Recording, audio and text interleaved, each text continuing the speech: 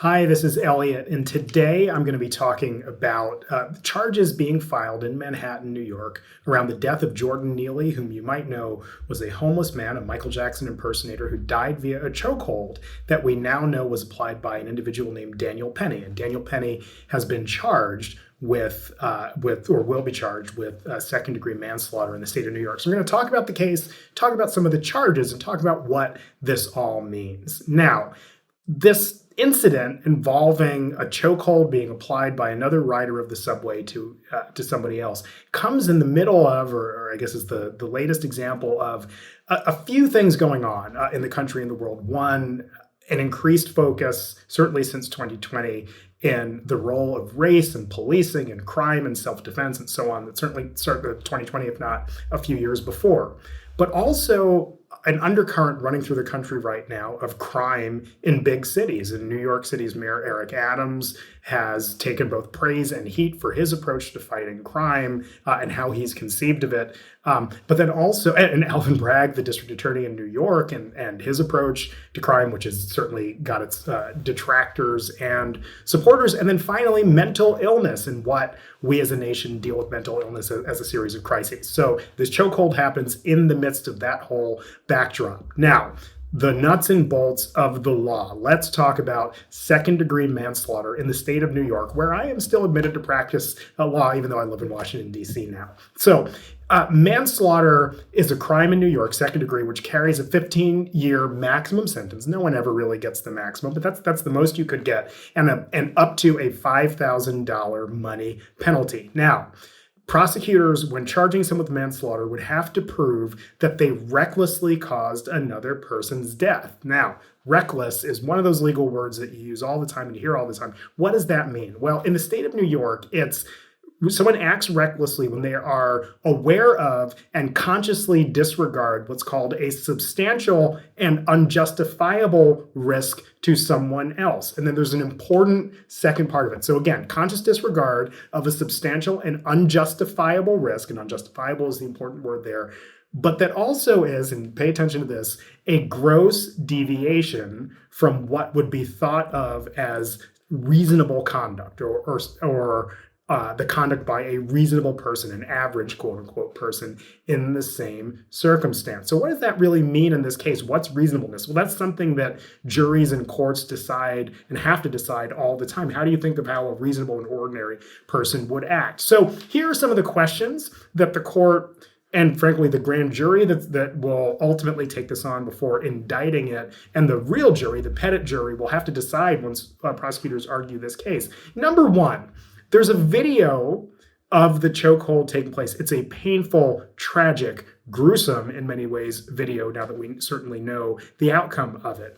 What happened prior to the video that precipitated the conduct? Now, there is reporting that Neely and Penny did not interact with each other prior to the chokehold being applied. It wasn't that they'd gotten into a fist fight or there was a scuffle or that Penny needed to protect his life and therefore took somebody else's. The simple fact is, at least based on what's reported, Neely had been acting quote unquote erratically. He had balled his hands up into fists. And then, I guess out of a need to, or a perceived need to defend the entire train car, Penny came up, applied the chokehold for several minutes. Now, I understand it's up to 7, which is a pretty long time. Might even be about as long as this video I'm recording for you today. It's a long time that this chokehold was applied. But what were the precipitating moments? And a jury is going to have to unpack that. A court will have to decide what that is, number one. Number two, eyewitnesses. This is a matter, yes, there's a cell phone video, which is a very powerful piece of evidence, but what did other witnesses see or perceive at the time? Was this man saying he was going to kill everybody? Now, we don't have any reporting to suggest that Jordan Neely behaved in that way. So what did other jurors actually see, or witnesses, see or perceive? And frankly, can you maybe charge other people with crimes here? At least one individual was believed or seen on video holding down Jordan Neely. Could you possibly charge him with a crime? And that will remain to be seen if more charges get added. And then most importantly, when we get to this question of reasonableness, all of these things that I talked about before, what do people see? What do people feel? How do you assess Daniel Penny's conduct here. He had military training, and I would assume prosecutors are going to bring that into court saying he knows what it takes to restrain or detain someone. It was certainly unreasonable to go as far as cutting off someone's breathing for several minutes. And that will be the kind of thing the prosecutor will establish. Now, will try to establish. Now, certainly Penny's lawyers will make the argument that there was a threat. Didn't mean for this tragic thing to happen. I felt threatened. The whole train felt threatened. His fists were balled up. I had to take this action. We'll see how that plays in court over time, but that's certainly how a second-degree manslaughter case would play out in the state of New York. So takeaways about all of this. What I would say, I'd say, a few things when you sort of pull the camera or the microphone back from a scenario like this. Number one, video in our era, the moment we live in, I'm talking to you on a video right now. Video has been profound and seismic in changing the way law enforcement plays out. Number one, in terms of the actions of officers when they encounter people. But number two, when bystanders or individuals see potential crimes taking place.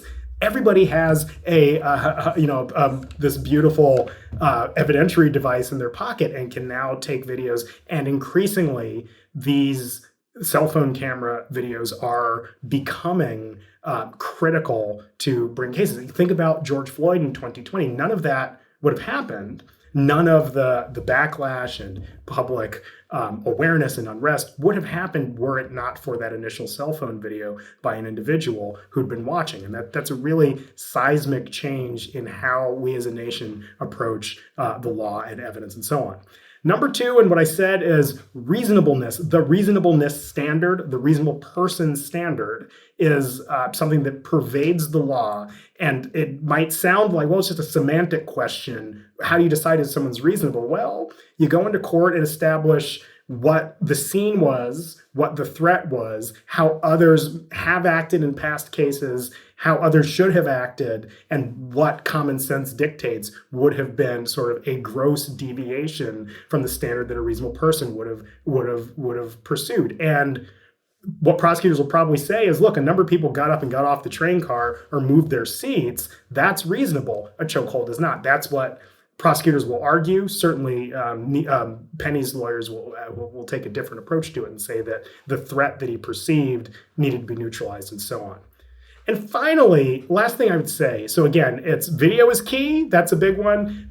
Reasonableness, what does that actually mean in the law? And finally, the importance of narrative. And I would urge everybody, as you read stories about not just this case, but any case, pay attention to the words that even headlines use. Now, I have noted here in explaining Daniel Penny's military background, but notice how many headlines note that he's a veteran. Now, it's not really relevant it's not a relevant fact to the question of whether he applied a chokehold to an individual in contravention of New York state law. It's a humanizing fact. And you might see articles on the other side about, well, Jordan Neely had a history of mental illness and people were scared. Just pay attention to that. There's an exercise in all public communication and certainly communication about the law, about sort of the words that reporters use, the words that writers use, that television analysts use, that can sort of push your mind in one direction or another. And I, as a former prosecutor, believe it or not, more than anybody, or more than as much as I can, in the right to a fair trial, in the idea that everyone is presumed guilty. None of this is to cast aspersions on Daniel Penny.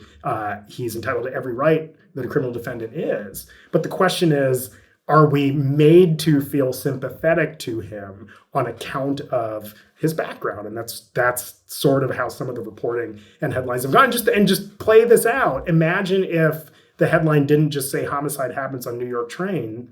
Imagine if the characters were flipped. And imagine if homeless man chokes out veteran on train. Imagine how you'd feel, and imagine what might be triggered in your mind when you heard those words. Something to think about. This is Elliot. Thanks so much for joining. We'll be back soon. Thanks for tuning in. If you enjoyed this video and other Talking Feds content, please take a second to like and subscribe. Talk to you later.